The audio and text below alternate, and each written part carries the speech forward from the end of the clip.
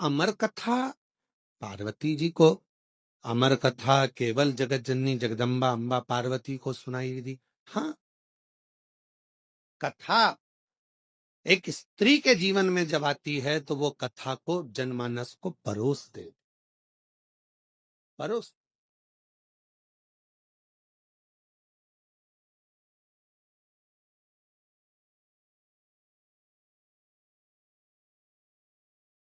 दुनिया में केवल एक स्त्री ही ऐसी है, महिला, एक नारी ही ऐसी है, जब सब खा लेते हैं तब आखिरी में वो खाने बैठती है, भोजन करने बैठती है।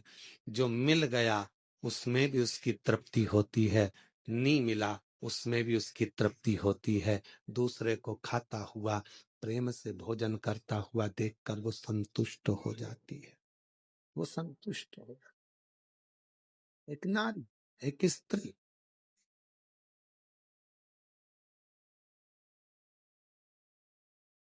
कल कथा चल रही थी भगवान देवादिदेव महादेव के मंथन की, और मेरे भोले बाबा ने कंठ में विष को रख लिया था और मां पार्वती जी ने उसको रोक लिया था अंदर उतरने से पहले।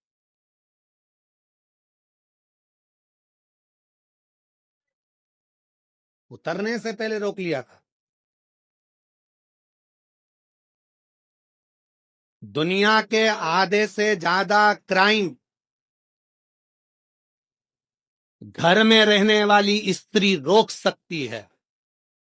घर में रहने वाली नारी, घर में रहने वाली एक महिला दुनिया में होने वाले आधे से ज्यादा क्राइम को रोक सकती। कैसे रोकेगी?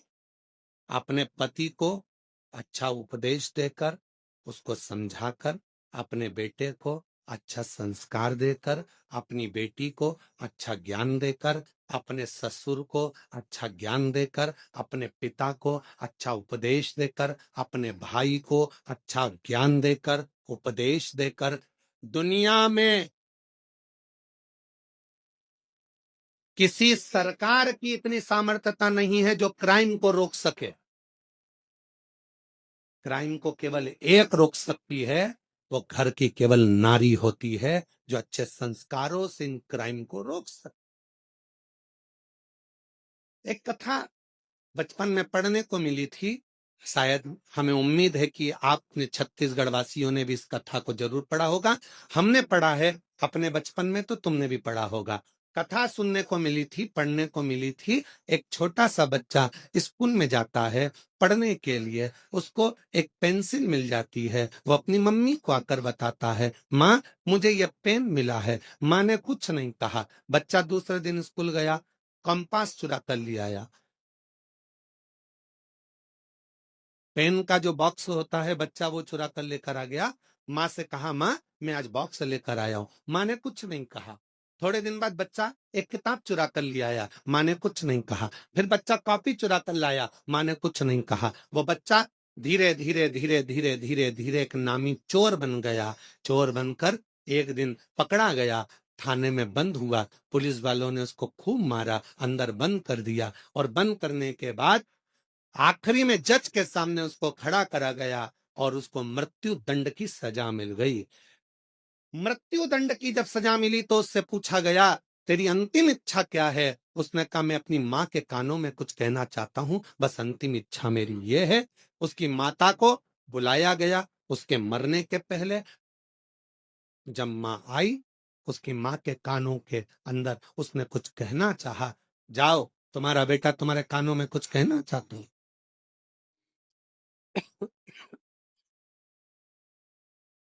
माँ ने कान आगे करा,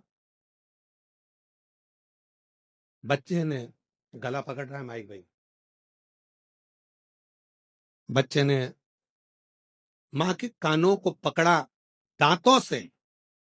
इतना तेज उस लड़के ने अपनी माँ के कानों को काटा कि उसमें से रक्त निकलने लगा। पुलिस वालों ने उसको छुड़ाया, मुश्किल से वो कान दांतों से छूटा। आखिरी में पुलिस वालों ने पूछा कि ये तेरी माँ है और तूने इसको दांतों से काट दिया?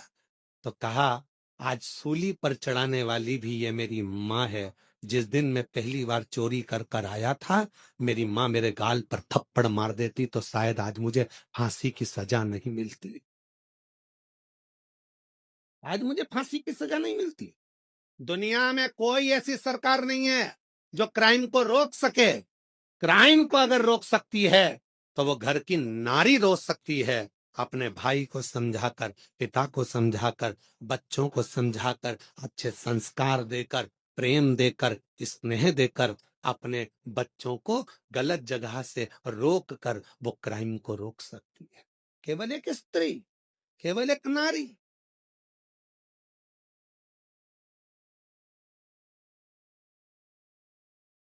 उसको रोकना कठिन है, परंतु माँ रोक सकती है, स्त्री रोक सकती है, नारी रोक सकती है।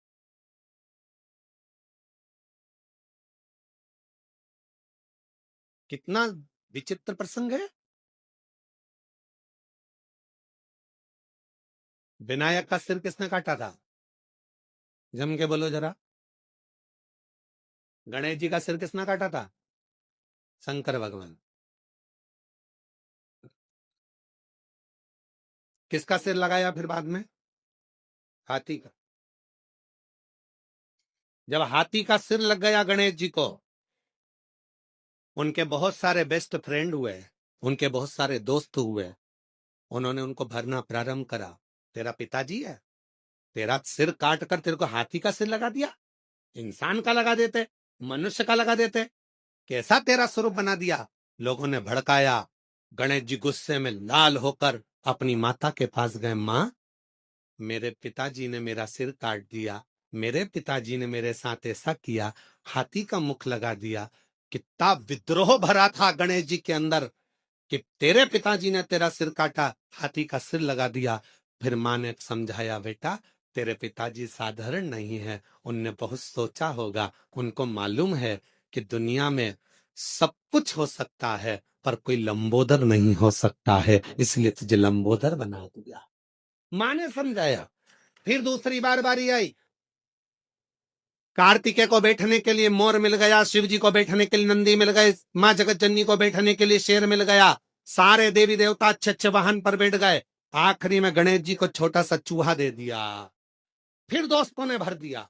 मां, पिताजी को तो देखो, मेरे लिए चूहा दिया। दिख रहा था मेरा इतना बड़ा शरीर है, बैठने के लिए कोई अच्छा वाहन देना था, इतना छोटा सा चूहा दे दिया।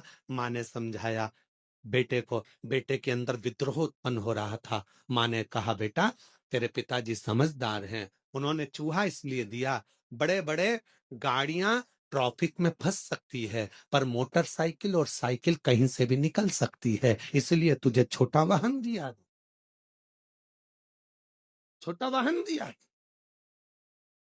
गणेश जी खुश हो गए। मां ने समझा दिया, नहीं तो विद्रोह तो कब का चालू हो जाता। फिर आया बारी। अब की बार बारी आई कि पृथ्वी की परिक्रमा कर कराना है। मां, सबने कहा तेरे पिताजी को मालूम था कि तेरे पास चलने के लिए कुछ नहीं था, छोटा सा चूहा कितने दिन में पृथ्वी की परिक्रमा करेगा। पिताजी को मालूम था कार्तिकेय जी